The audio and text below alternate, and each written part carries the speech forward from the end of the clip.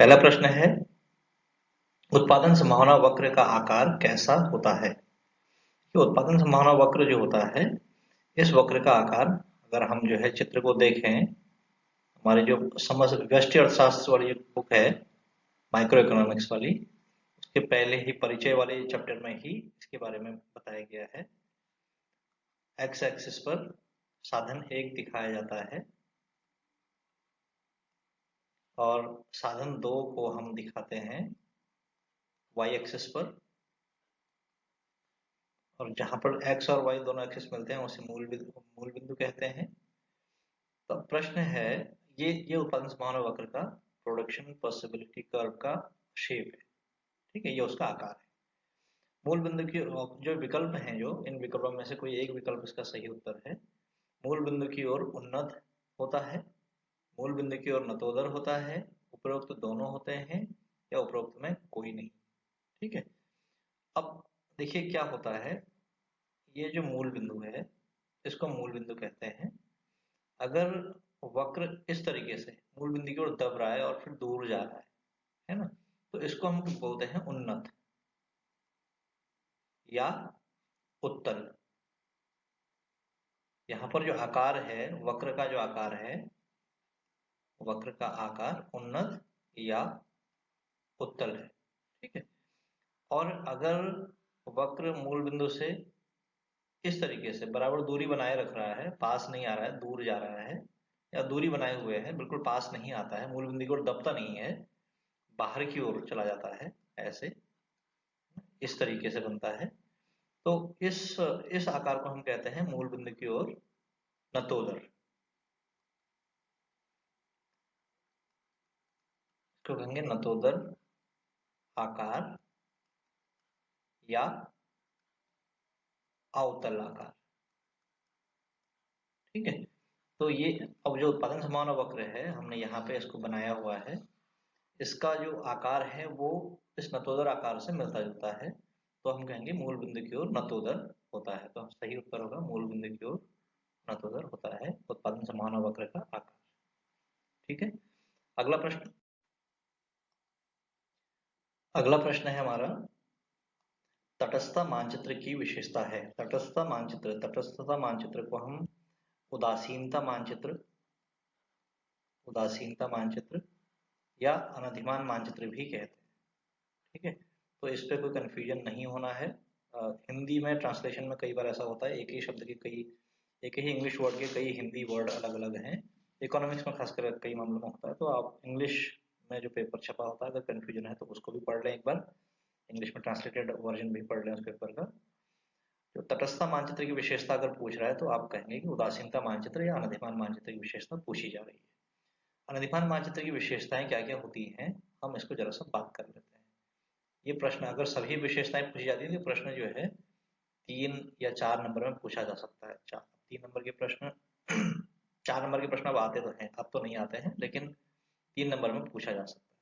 ठीक है, 3 मार्क्स का क्वेश्चन बन सकता है, लेकिन हमने इसको एक मार्क्स में बनाया है, और इस 1 मार्क्स के इस क्वेश्चन को समझते हुए हम 3 मार्क्स भी कवर कर रहे हैं, पूरे कंसेप्ट को समझ रहे हैं। अब देखिए क्या होता है, ऐसे एक्स एक्सिस और वाई एक्सिस हम बनाते हैं। माइक्रो इकोनॉमिक्स में जितने भी डायग्राम बनते हैं सब एक्स और वाई एक्सिस पर ही बनते हैं, इस बात का हमेशा ध्यान रखेंगे। सूक्ष्म अर्थशास्त्र आपके पेपर का पहले भाग में जो भी चित्र बनेगा एक्स और वाई एक्सिस पर ही बनेगा। ठीक है, तो इस पर जो उदासीन एक्स एक्सिस पर एक वस्तु दिखाई जाती है, हम मान लेते हैं वस्तु ए है, और वाई एक्सिस पर दूसरी वस्तु दिखाई जाती है, वस्तु बी है। ठीक है, और जो उदासीनता वक्र है वो कुछ इस तरह का होता है, ये उदासीनता वक्र होता है। इस उदासीनता वक्र को हम कहते हैं IC1, यानी अनधिमान, I for indifference, C for curve, indifference curve, यानी उदासीनता वक्र एक, तटस्थता वक्र एक। ठीक है, अब ये तटस्थ वक्र क्या होता है, इस पर कोई संयोग होते हैं, और ये 2 संयोग हैं R और S। ठीक है, S क्या करता है, वस्तु A की कुछ मात्रा को दिखाता है और वस्तु B की कुछ मात्रा को दिखाता है। तो हम कह सकते हैं कि S जो है A1 और B1 मात्रा को दिखा रहा है, ये A1 मात्रा है और ये B1 मात्रा है B की। और जो R है इसको हम दूसरा संयोग मान लेते हैं, इसी तरीके से इसको A2 लिख लेते हैं, और इसको B2 लिख लेते हैं। तो जो R है वो A2 और B2 संयोग को दिखा रहा है। ठीक, तो एक अनधिमान वक्र क्या होता है, किसी वस्तु के दो अलग अलग संयोगों को दिखाने वाली एक रेखा होती है, उसको हम अनधिमान वक्र कहते हैं। ठीक है, तो अनधिमान मानचित्र में अनधिमान एक से अधिक अनधिमान वक्र होते हैं। एक वक्र हमने बना दिया IC1, दूसरा बना देते हैं यहीं पर, ये दूसरा वक्र है IC2। ठीक, एक और बना लेते हैं IC3, ये तीसरा वक्र है IC3। देखिए जितने भी वक्र हैं इसमें सभी किसी न किसी संयोग को दिखा रहे हैं। ठीक है, R और S एक संयोग है, हम यहाँ पर T एक संयोग बना सकते हैं, यहाँ पर U एक संयोग बना सकते हैं। तो प्रत्येक वक्र किसी न किसी संयोग को दिखाता है। ठीक है, कम से कम दो संयोगों को दिखाता है। वक्र है, एक संयोग एक बिंदु है, और वक्र हमेशा दो बिंदुओं से मिल बनता है कम से कम। तो अनधिमान वक्र संयोगों को दिखाते हैं। और जो अनधिमान मानचित्र होता है इसमें एक से अधिक अनधिमान वक्र होते हैं।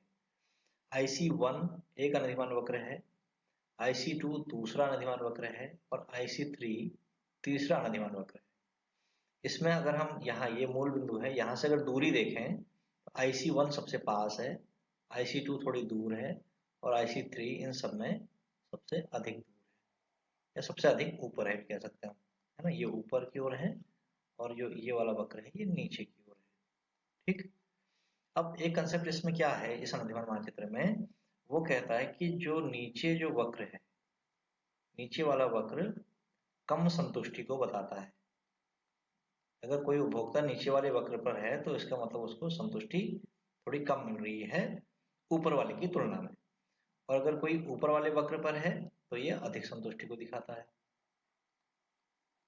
इसका मतलब ये है कि उपभोक्ता जितने ऊपर के अनधिमान वक्र पर जाएगा उसकी संतुष्टि उतनी बढ़ती जाएगी। अगर और ऊपर कोई अनधिमान वक्र होगा तो उसकी संतुष्टि और अधिक हो जाती है। ठीक है, ये दूसरी विशेषता है। तीसरी विशेषता क्या है, कभी भी दो अनधिमान वक्र एक दूसरे को टच नहीं करेंगे। अगर दो अनधिमान एक दूसरे को टच करते हैं तो फिर वो गलत हो जाता है। ठीक है, तो अनधिमान मानचित्र की विशेषताएं हैं, यह संतुष्टि के स्तरों को दिखाता है। पहली विशेषता है यह संतुष्टि के स्तर को दिखाता है, यानी ऊपर वाला वक्र संतुष्टि के अधिक स्तर को दिखाता है या ऊंचे स्तर को दिखाता है, और नीचे वाला वक्र, जो वक्र नीचे स्थित होता है, वह संतुष्टि के कम स्तर को दिखाता है ना। कम स्तर और ऊंचे स्तर की संतुष्टि को दिखाता है। तो पहली विशेषता है ये सही है, हमारा विकल्प पहला वाला ठीक है। दूसरा क्या, दो तटस्थ वक्र कभी भी एक दूर, यहाँ 2 लिख दिया है, इसको 2 मत कर लेंगे। दो तटस्थ वक्र कभी भी एक दूसरे को न तो काटते हैं न ही स्पर्श करते हैं। अभी हमने कहा था कि दो तटस्थ वक्र कभी भी एक दूसरे को टच नहीं करेंगे। क्यों टच नहीं करेंगे, देखिए मान लीजिए एक अनधिमान वक्र ये है, जिसको हमने ब्लैक इंक से शो किया है। ठीक है, इसके नीचे दूसरा तटस्थ वक्र है जो रेड कलर का है। अब हमें पता है कि जो ऊपर वाला वक्र है वो अधिक संतुष्टि को दिखा रहा है ना, ये अधिक संतुष्टि को दिखा रहा है, और जो नीचे वाला है ये कम संतुष्टि को दिखा रहा है। ठीक है, और एक जो वक्र होता है वो हमेशा उस पर जो भी संयोग होंगे वो सब समान संतुष्टि को दिखाएंगे। एक वक्र पर जितने भी संयोग होंगे वो सब आपस में समान संतुष्टि दे रहे होंगे। ठीक है, तो अब हम मानते हैं कि जो कम संतुष्टि देने वाला, जो लाल रेखा से हमने जो वक्र बनाया है यहाँ पर, इसमें यहाँ पर एक संयोग ले लेते हैं, मान लेते हैं इसको P। ठीक, और ऊपर वाली रेखा पर एक संयोग है Q, तो Q जो है ज्यादा संतुष्टि को दिखा रहा है, अधिक संतुष्टि को दिखा रहा है, और P कम संतुष्टि को दिखा रहा है, कम यूटिलिटी को शो कर रहा है। ठीक है, क्योंकि नीचे के वक्र पर है। अब P के बगल में एक उसी वक्र पर एक और है, उसको हम लिख लेते हैं R। तो P और R से बराबर संतुष्टि मिल रही है क्योंकि दोनों एक ही वक्र पर है। अब अगर हम जो है इस वक्र को आगे बढ़ाते हुए ऊपर वाले वक्र से मिला दें तो यहाँ पर एक अलग संयोग बनेगा, मान लेते हैं कि x होगा। अब x से मिलने वाली संतुष्टि q के बराबर है क्योंकि q मिल रहा है यहाँ पर, और r के बराबर भी है क्योंकि r भी, दोनों वक्र मिल रहे हैं यहाँ पर, ये x तो दोनों वक्रों पर स्थित हो जा रहा है ना। जबकि Q वाला वक्र ऊपर है, एक वक्र ऊपर है, एक नीचे। जब दोनों मिल रहे हैं तो यहाँ पर जो संतुष्टियों का जो कॉन्फ्लिक्ट हो जा रहा है ना, विरोधाभास हो जा रहा है, इसलिए ये मान्यता दी जाती है कि दो वक्र कभी भी एक दूसरे को आपस में टच नहीं करते। तो ये विशेषता भी ठीक है, दूसरा सही विकल्प है। तीसरा, यह वस्तुओं के विभिन्न संयोगों को दिखाता है। तटस्थता मानचित्र एक अभी हमने बनाया था, जो हमने ये मानचित्र बनाया है, ये वाला जो मानचित्र बनाया है, इस मानचित्र में हमने देखा है कि IC1 R और S दो संयोगों को दिखा, R और S दो संयोगों को दिखा रहा है। IC2 T संयोग को दिखा रहा है। IC3 U संयोग को दिखा रहा है। तो इसका मतलब यह है कि अनधिमान मानचित्र संयोगों को भी दिखाता है वक्रों के माध्यम से। ठीक है, तीसरा विकल्प भी सही है हमारा। सही उत्तर हो जाएगा उपरोक्त सभी। तो तटस्थ मानचित्र की तीनों विशेषताएं हैं जो यहाँ पर लिखी हैं, इसलिए सही विकल्प उपरोक्त सभी। अगला क्वेश्चन देखते हैं। वस्तु विभेद इस बाजार का मुख्य लक्षण है। पूर्ण प्रतियोगी बाजार, एकाधिकारी बाजार, विशुद्ध प्रतियोगी बाजार और एकाधिकारी बाजार। देखिए, पूर्ण प्रतियोगिता में वस्तु विभेद नहीं पाया जाता है। यहाँ पर वस्तुएं समरूप होती है। समरूप मतलब एक अगर वस्तु की आप दो इकाइयां उठाएंगे तो दोनों इकाइयों के बीच में कोई विभेद नहीं कर पाएंगे। ठीक है, तो पूर्ण प्रतियोगिता की विशेषता है कि यहाँ समरूप वस्तु होती है। एकाधिकारी बाजार में भी विभेद नहीं पाया जाता है, वस्तु विभेद नहीं पाया। यहाँ पर कीमत विभेद होता है लेकिन वस्तु विभेद नहीं होता है, वस्तु विभेद नहीं होता है। ठीक है, तो ये विकल्प भी हमारा गलत हो गया, पहला विकल्प भी गलत हो गया। विशुद्ध प्रतियोगी बाजार, ये पूर्ण प्रतियोगिता और शुद्ध प्रतियोगिता दोनों लगभग एक ही विचार है। जो शुद्ध प्रतियोगिता है, प्योर कंपटीशन है, वह भी परफेक्ट कंपटीशन का ही एक भाग है। तो पूर्ण प्रतियोगी बाजार और विशुद्ध प्रतियोगी बाजार दोनों में ही समरूप वस्तु पाई जाती है, तो यह भी सही विकल्प नहीं है। अब रह गया एकाधिकारिक बाजार। एकाधिकारिक बाजार में क्या होता है, एक से अधिक, एक ही वस्तु के एक से अधिक विक्रेता होते हैं, है ना। जैसे हम कोल्ड ड्रिंक में देखते हैं, कोई कोक बेचता है, कोई पेप्सी बेचता है तो सब कोल्ड ड्रिंक, लेकिन अलग अलग नामों से, अलग अलग विज्ञापनों से और अलग अलग कलर से, अलग फ्लेवर से, इस तरीके की जो उनमें विभेद पैदा कर दिया जाता है तो सब एक ही, लेकिन सभी में विभेद पैदा करके उन वस्तुओं को बेचा जाता है। तो जो वस्तु विभेद है ये एकाधिकारिक बाजार का लक्षण है। ठीक है, तो आगे बढ़ते हैं। अगला क्वेश्चन, कीमत यंत्र का संबंध है कि कीमत यंत्र जो होती है, कीमत यंत्र एक तरह के बाजार की शक्ति है। बाजार की शक्ति को ही कीमत यंत्र कहते हैं। कीमत यंत्र ही बाजार की शक्ति है। और बाजार की शक्ति क्या होती है, किसी वस्तु की मांग और पूर्ति, किसी वस्तु की पूर्ति और उसकी मांग से ही बाजार में उसकी कीमत तय होती है, उसका सौदा होता है। इसलिए बाजार की ताकत कौन है, बाजार की ताकत मांग और पूर्ति है। तो कीमत यंत्र को हम बाजार की ताकत भी कहते हैं, बाजार की शक्ति भी कहते हैं।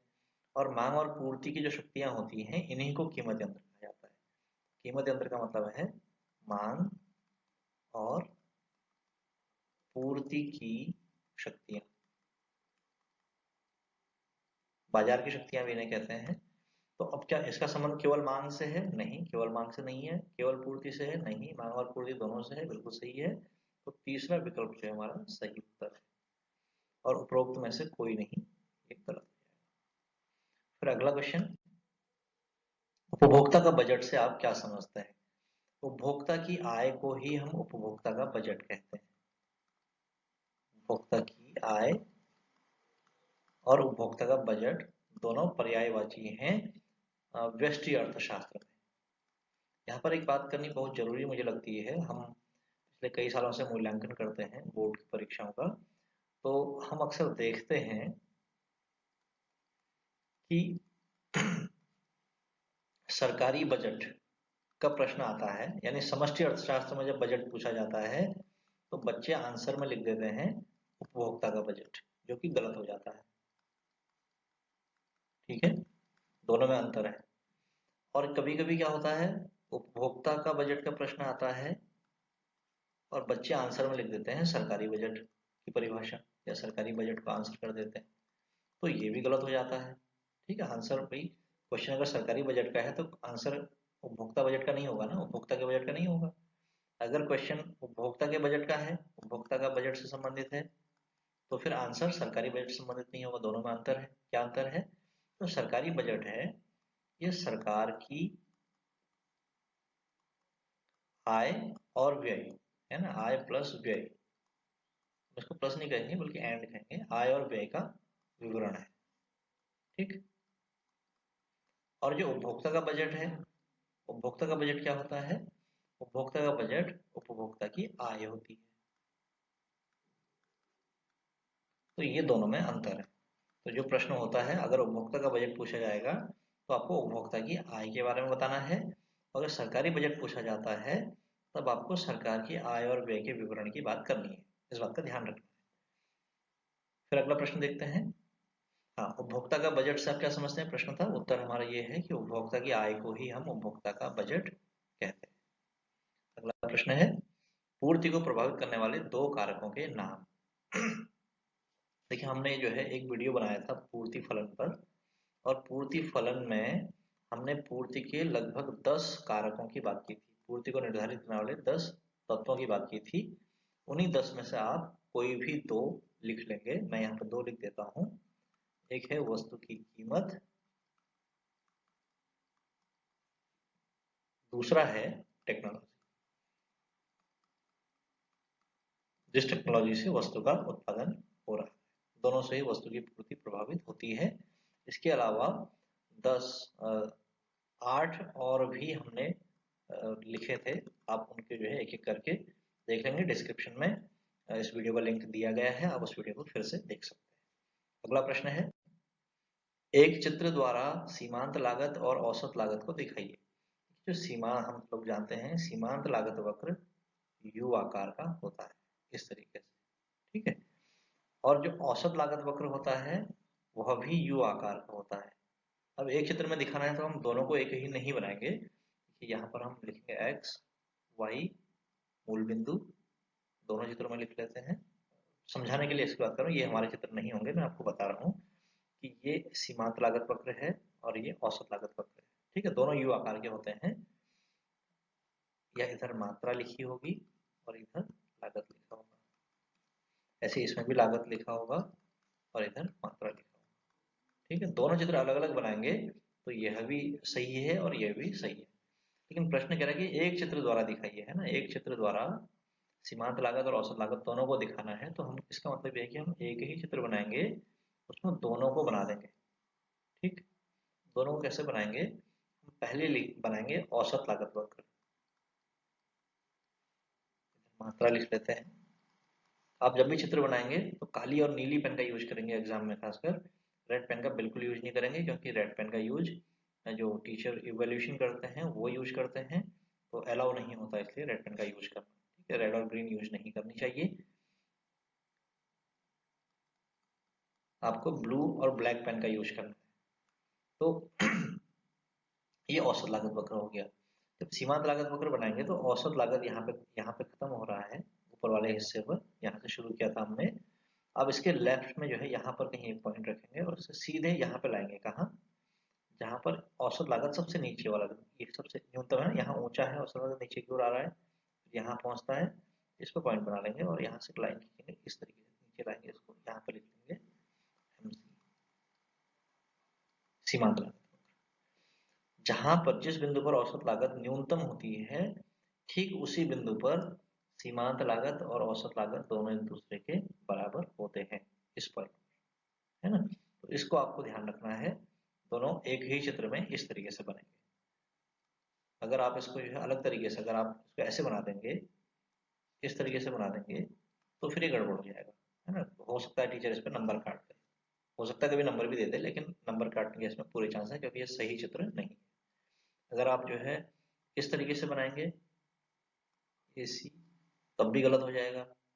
अगर, इसलिए आपका जो है सही उत्तर ये गलत हो जाएगा, है ना। ये सही उत्तर है, आपको चित्र इस तरीके से बनाना है। फिर अगला प्रश्न देखते हैं, आगम क्या है? देखिए, हम लोगों ने उत्पादन फलन पढ़ा था। उत्पादन फलन में क्या होता है? वस्तु का उत्पादन होता है। ठीक है, उत्पादन के बाद जब बाजार में वस्तु बिकने के लिए जाती है तो पूर्ति होती है, उसको हम पूर्ति कहते हैं। उत्पादन पर जो खर्च आता है, उत्पादन पर किए गए खर्च को हम, इस खर्च, उत्पादन पर जो खर्च आ रहा है, हो गया। उत्पादन पर जो खर्च है उसे लागत कहते हैं, ठीक है। पूर्ति के बाद जब बिक्री होती है, बिक्री से प्राप्त धनराशि या रुपया, इसको हम कहते हैं आगत, आगम, सॉरी आगत नहीं, आगम। इसको आगम कहा जाता है, आय भी कहा जाता है, और संप्राप्ति। तीन तरह के शब्द मैंने देखे हैं किताबों में एक ही चीज के लिए, और एक ही वर्ड है रेवेन्यू। रेवेन्यू के लिए तीन तरह के शब्दों का प्रयोग किया गया है। तो यहाँ पर जो प्रश्न है आगम क्या है, अब इससे हमारा आंसर बनेगा, आगम का मतलब है उत्पाद की बिक्री से प्राप्त धनराशि, अमाउंट है ना, धनराशि या अमाउंट को आगम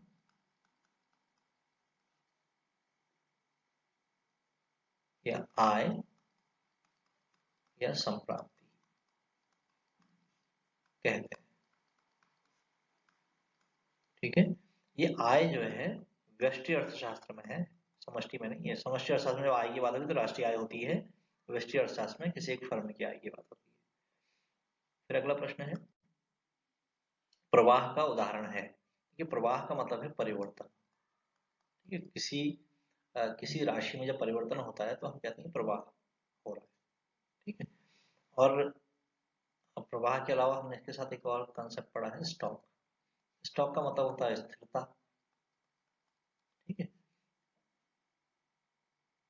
तो जो राष्ट्रीय आय है, राष्ट्रीय आय प्रवाह होती है, संपत्ति स्टॉक होता है, क्योंकि संपत्ति जो है स्थैतिक विचार है, और आय परिवर्तनशील या गतिशील विचार है, तो ये प्रवाह है। उपरोक्त दोनों गलत हो जाएगा, उपरोक्त में कोई नहीं, ये भी गलत है। फिर अगला क्वेश्चन, परिवार क्षेत्र की विशेषता है। क्या अर्थव्यवस्था में चार क्षेत्र होते हैं, एक परिवार क्षेत्र होता है, इसके अलावा फर्म,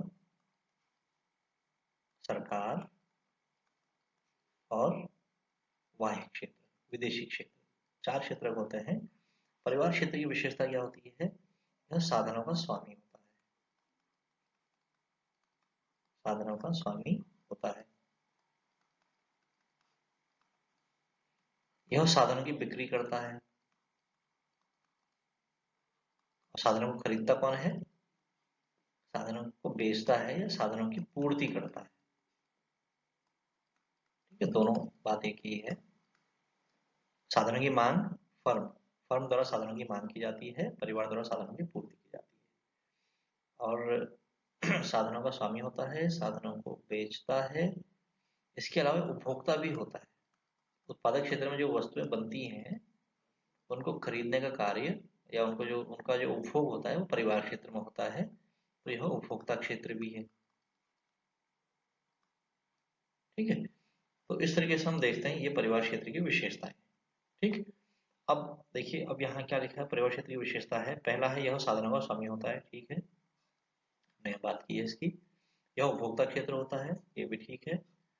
यह उत्पादक क्षेत्र को साधन बेचता है, साधनों की पूर्ति करता है, बेचता है, दोनों बात एक ही है, तो तीसरा विकल्प भी सही है। और इसका मतलब यह है कि हमारे चारों विकल्प, तीनों विकल्प सही हैं, तो हमारा जो चौथा विकल्प है उपरोक्त सभी, यही जो है सही आंसर है। फिर आगे बढ़ते हैं। वस्तु विनिमय प्रणाली की कठिनाई है कि इसमें दोहरे, देखिए वस्तु विनिमय प्रणाली के संबंध में एक वीडियो बना हुआ है, उसका लिंक आपको डिस्क्रिप्शन में दिया गया है, आप लिंक पर जाएं, उस वीडियो को देख लें। इसकी विशेषताएं, दोहरे संयोग का अभाव पाया जाता है, ठीक है। ये दोहरे संयोग का अभाव क्या होता है, आप वीडियो देखेंगे आप समझ में आ जाएगा आपको। मूल्य का संरक्षण कठिन होता है, बिल्कुल ये एक कठिनाई और है। और वस्तु विनिमय प्रणाली की एक और कठिनाई है कि मूल्य अनुपातों की अधिकता होती है। अधिकता कैसे होती है, क्यों होती है, इसको भी उस वीडियो में डिटेल से बताया गया है, आप लिंक पे जाएं और इस वीडियो को जरूर देखें, ये आपका बहुत इंपॉर्टेंट कंसेप्ट है। और तो सही उत्तर हो जाएगा उपरोक्त सभी, क्योंकि पहली तीनों कठिनाइयां वस्तु विनिमय प्रणाली में पाई जाती है। अगला प्रश्न है, राष्ट्रीय आय में इकाई वृद्धि होने पर उपभोग में होने वाली वृद्धि को कहते हैं। हमने जो प्लेलिस्ट बनी हुई है, इस पे वीडियो हम बना चुके हैं पहले।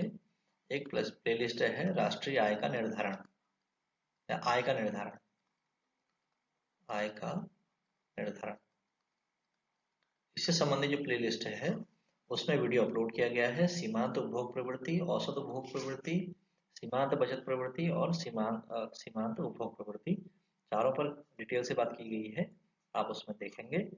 तो राष्ट्रीय आय में इकाई वृद्धि होने पर उपभोग में होने वाली वृद्धि को औसत उपभोग प्रवृत्ति नहीं कहते हैं, औसत बचत प्रवृत्ति भी नहीं कहते हैं, सीमांत बचत प्रवृत्ति कहा जाता है, सीमांत बचत प्रवृत्ति भी नहीं कहा जाता है, सीमांत उपभोग प्रवृत्ति कहते हैं। तो सही उत्तर है चौथा विकल्प जो है वो सही उत्तर है।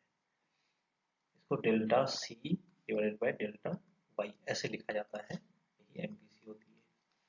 जो यहाँ पर लिखा है इकाई परिवर्तन होने पर उपभोग में परिवर्तन होने वाली वृद्धि, तो ये डेल्टा लिखा है तो आय में वृद्धि हो रही है, डेल्टा सी लिखा है तो उपभोग में वृद्धि हो रही है, इसी को सीमांत उपभोग प्रवृत्ति कहते हैं।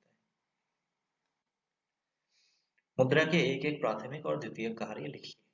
देखिए हमने कई बार बात की है, मुद्रा के प्राथमिक कार्य हैं दो, प्राथमिक कार्य दो है, ठीक है, और द्वितीय कार्य जो है वो 3 है गिनती में। आपको ये पांचों कार्य हमेशा याद रहने चाहिए, क्योंकि अगर प्रश्न 3 या 4 या 5 नंबर में पूछा जाता है तो इन पांचों के बारे में अगर आप डिटेल से लिख देंगे तो आपको जो है अच्छे मार्क्स मिल जाएंगे। तो पहला है विनिमय का माध्यम, ये प्राथमिक कार्य है, पहला प्राथमिक कार्य है विनिमय का माध्यम। दूसरा प्राथमिक कार्य है मूल्य का मापन।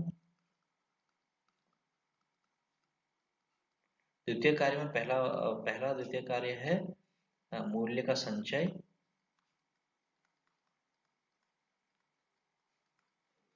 दूसरा है स्थगित भुगतान का आधार। स्थगित भुगतान का मतलब है उधार, उधार शब्द आप सबने सुना होगा। स्थगित भुगतान, हम उधार को ही स्थगित भुगतान कहते हैं या इसी को ऋण कहा जाता है, ठीक है। तो स्थगित भुगतान का आधार होता है द्वितीय कार्य मुद्रा का। और एक और है मूल्य का हस्तांतरण। मूल्य का हस्तांतरण का मतलब यह है, आपके पास मान लीजिए कोई पेन है जो 10 रुपए की, 10 रुपए की पेन है, तो आपके पास पेन के रूप में मूल्य है, ठीक है। आप किसी और को बेच देते हैं, जब बेच देते हैं तो पेन आपके हाथ से चली जाती है दूसरे के हाथ, है ना। तो मूल्य क्या हो जाता है, हस्तांतरित हो जाता है। किस माध्यम से हुआ, मुद्रा के माध्यम से हुआ, ठीक है। या फिर हम ये भी कह सकते हैं कि मूल्य जो 10 रुपए मूल्य था वो दूसरे के हाथ से निकल कर रुपये के रूप में, मुद्रा के रूप में आपके हाथ में आ गया, तो मूल्य का हस्तांतरण हो जाता है मुद्रा के माध्यम से। अब आप इस 10 रुपए के मूल्य से कोई और वस्तु खरीद सकते हैं जाकर। यानी मुद्रा एक हाथ से दूसरे हाथ में जाती है, ये मुद्रा का एक कार्य है, तो इसी को हम मुद्रा का मूल्य हस्तांतरण या मूल्य का हस्तांतरण कहते हैं। अगला क्वेश्चन है, समग्र मांग क्या है। देखिए एक अर्थव्यवस्था में 4 क्षेत्र होते हैं, इसको यहाँ से समझेंगे समग्र मांग को। परिवार, फर्म, सरकार और बाह्य क्षेत्र, ये 4 क्षेत्र होते हैं। ये चारों क्षेत्र जो व्यय करते हैं, यानी परिवार ने जो व्यय किया उसको हम कहते हैं निजी उपभोग व्यय, निजी उपभोग व्यय, इसको सी से डिनोट किया जाता है। सरकार जो खर्च करती है उसे कहते हैं सार्वजनिक व्यय, हम सबके व्यय की बात कर रहे हैं, सरकार का व्यय सार्वजनिक व्यय। और फर्म जो व्यय करती है उसे कहते हैं निजी निवेश व्यय, ठीक है। और वाह्य क्षेत्र जो खर्च करता है उसे बोलते हैं निव्वल निर्यात व्यय, निव्वल निर्यात व्यय। देखिए व्यय करने से क्या होता है, मांग उत्पन्न होती है ना। परिवार क्षेत्र में व्यय किया, तो इसका मतलब अगर उन्होंने 100 रुपये व्यय किया है तो 100 रुपये के बराबर मांग पैदा की है, 100 रुपये के बराबर मांग की है, तो इसे कहेंगे निजी उपभोग मांग भी कह सकते हैं। ठीक है, निजी निवेश उपभोग व्यय जिसको हम कह रहे हैं, ये निजी उपभोग मांग भी है। ऐसे सार्वजनिक व्यय है जो, इसको हम सार्वजनिक मांग कह सकते हैं।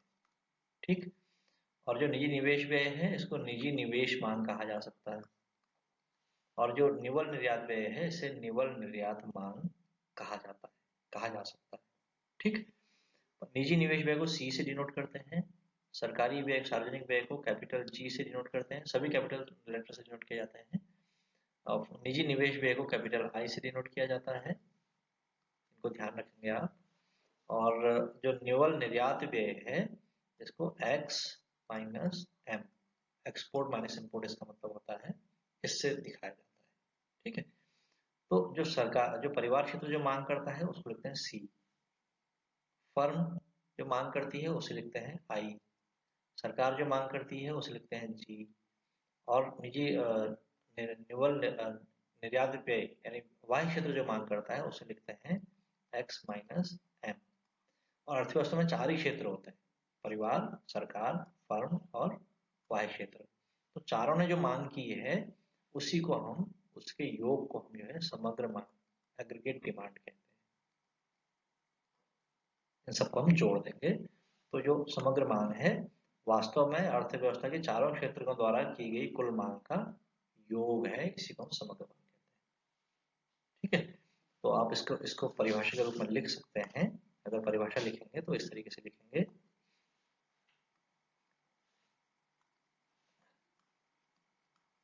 अर्थव्यवस्था के सभी क्षेत्रकों द्वारा की गई कुल मांगों के योग को समग्र मांग कहते हैं। उस अर्थव्यवस्था की समग्र मांग कहते हैं। इस तरीके से आप इसको आंसर को लिख सकते हैं। ठीक है, अगला क्वेश्चन देखते हैं, संतुलित बजट किससे कहते हैं। देखिए बजट जो है, अगर हम संतुलन के आधार पर देखें तो बजट 3 प्रकार का होता है। संतुलन के आधार पर, संतुलन के आधार पर बजट के प्रकार 3 होते हैं। 3 कौन कौन से होते हैं हम बात करके देखते हैं।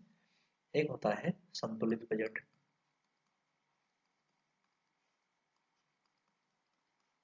दूसरा होता है घाटे का बजट, और तीसरा होता है सरप्लस बजट या अधिशेष बजट।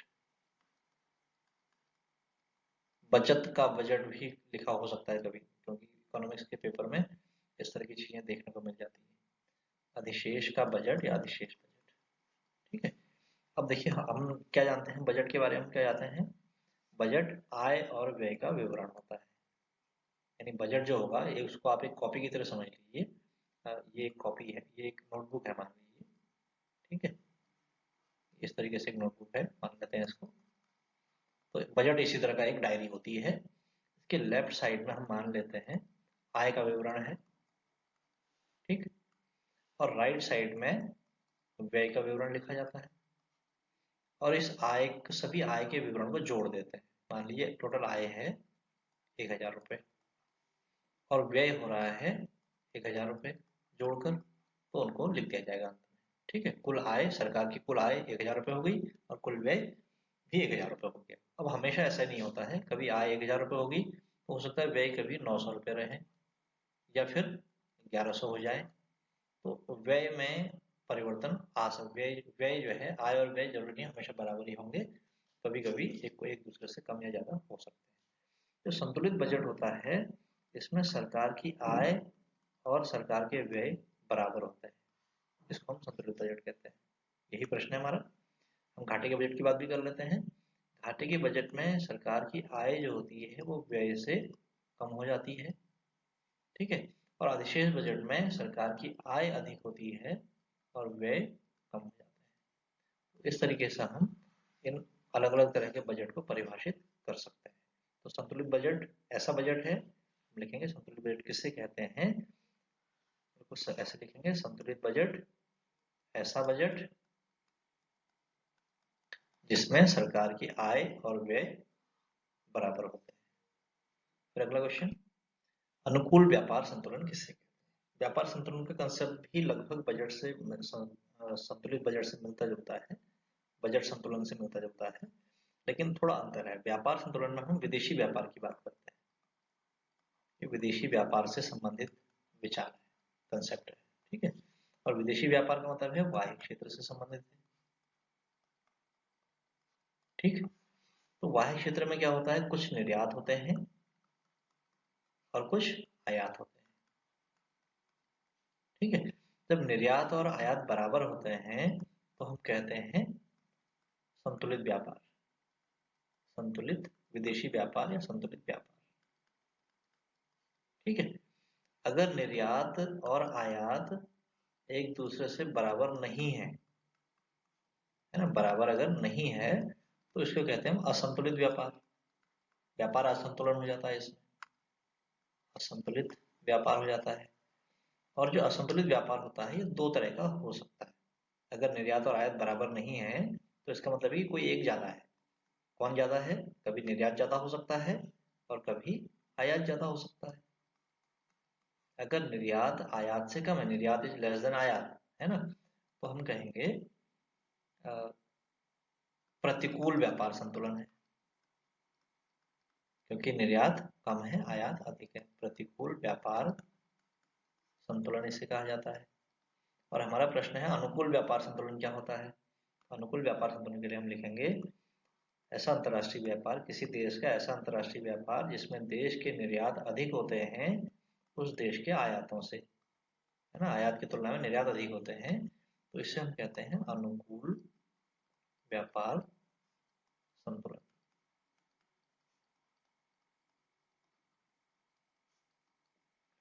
ठीक है, तो आज के हमारे 16 क्वेश्चंस कंप्लीट हुए। हमने इन 16 प्रश्नों के माध्यम से कम 25 कंसेप्ट को समझा है।